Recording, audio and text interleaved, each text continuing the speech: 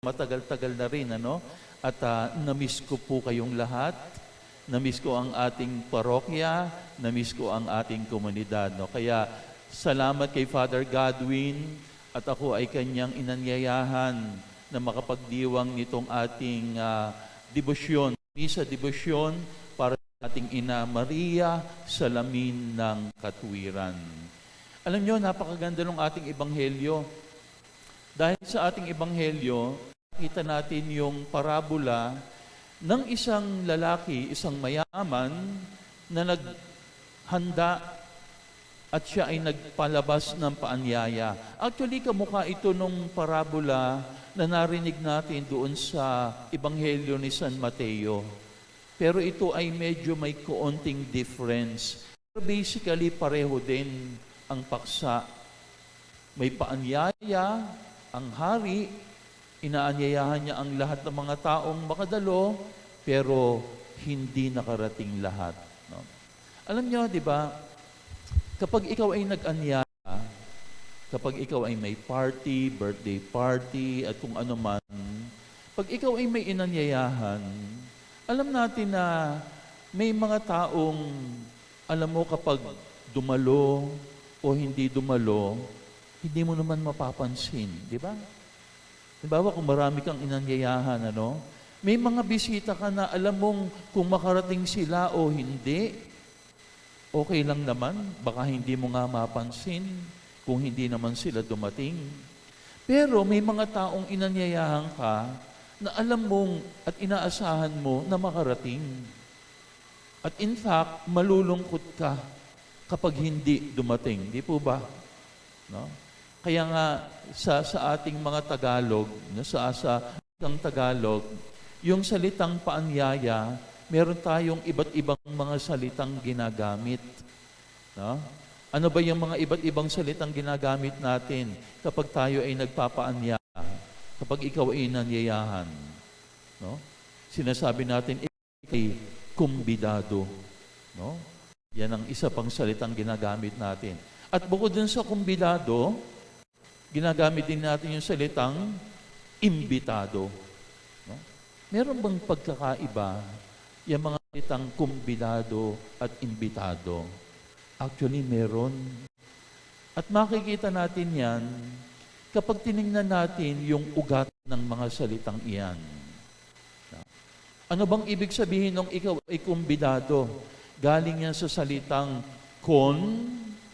Ang ibig sabihin ng kon ay with, kasama, and then vida or vita. No? Ibig sabihin ng vida sa Espanyol, life, buhay. Sa Italian, vita or Latin, buhay din. So pag ikaw ay kumbidado, parang ikaw ay inanyayahan na makapiling, na makasama, to be with. No? Pero iba yung imbitado. Kasi pag sinabing ikaw ay imbitado, in. Anong ibig sabihin ng in? Pasok, nasa loob, intimate. No? In vita, in vida. So ibig sabihin, ikaw ay inaanyayahan, hindi lamang para makasama, kung hindi para maging bahagi ng kalooban ng aking buhay. You are invited. Yung narinig natin sa ebanghelyo ngayon, yung hari na nagpalabas ng paanyaya, actually, hindi lang naman niya talaga kinukumbida yung mga tao na dumalo. Inaanyayahan niya, iniimbita niya sila na maging bahagi ng kanyang buhay.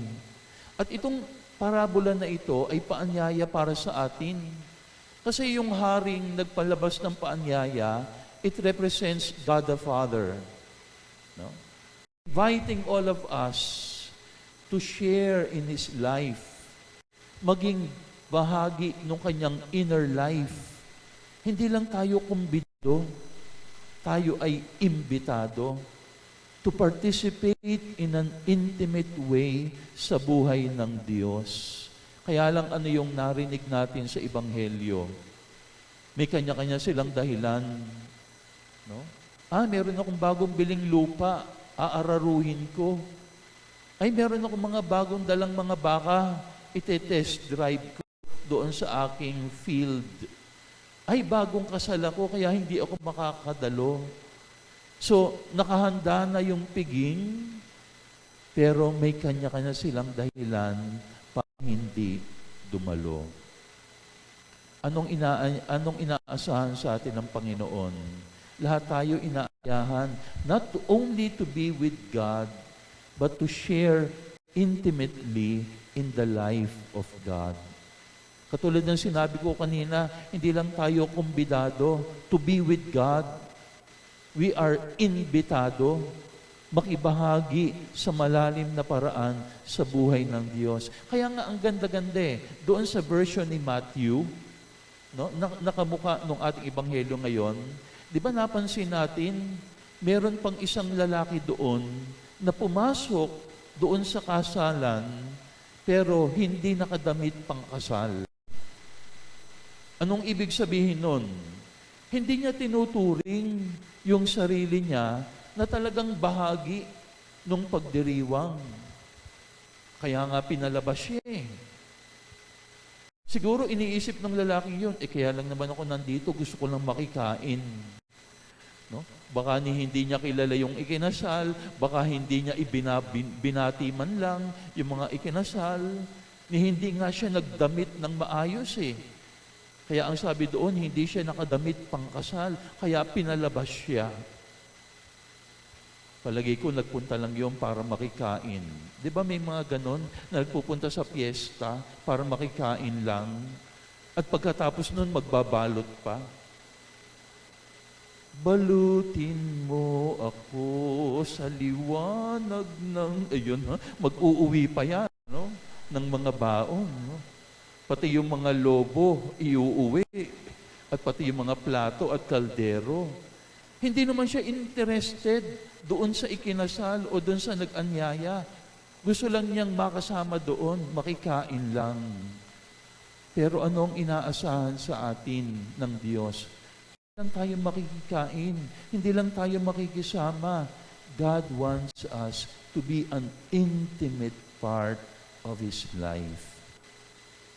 Kaya sa gabing ito, yun yung pinapaalala ng Ebanghelyo sa atin. Sana ituring natin yung ating mga sarili na hindi lamang kumbidado ng Diyos. Lahat po tayo imbitado ng Diyos.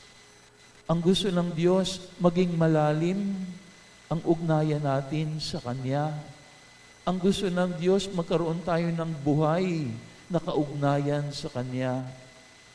Hindi ba napansin ninyo sa ilang bahagi din ng Ebanghelyo, yung parabolang ibinigay ni Jesus, sabi niya, darating ang panahon, may mga sasabi, Panginoon, kasama po namin kayong kumain.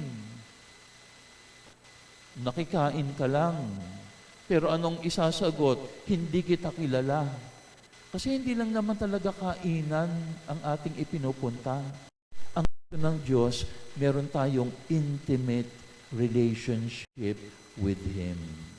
Kaya sa gabing ito, yun yung ipangako natin sa Panginoon.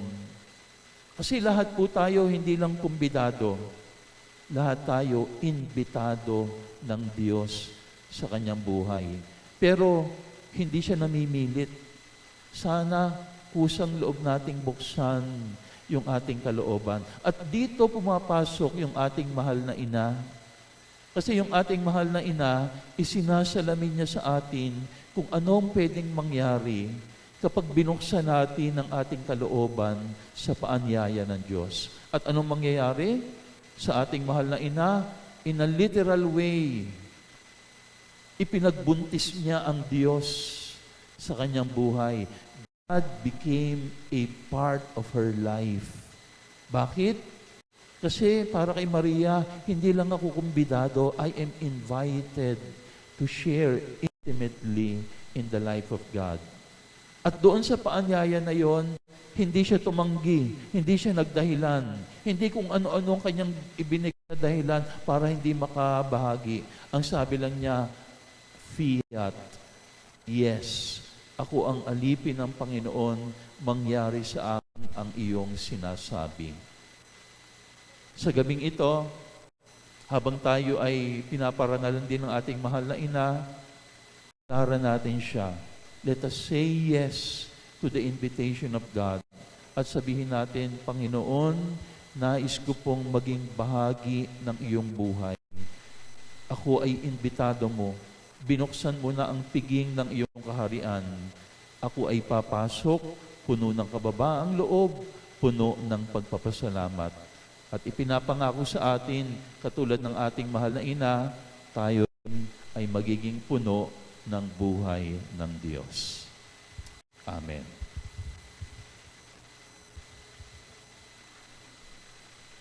Magsitayo po ang lahat.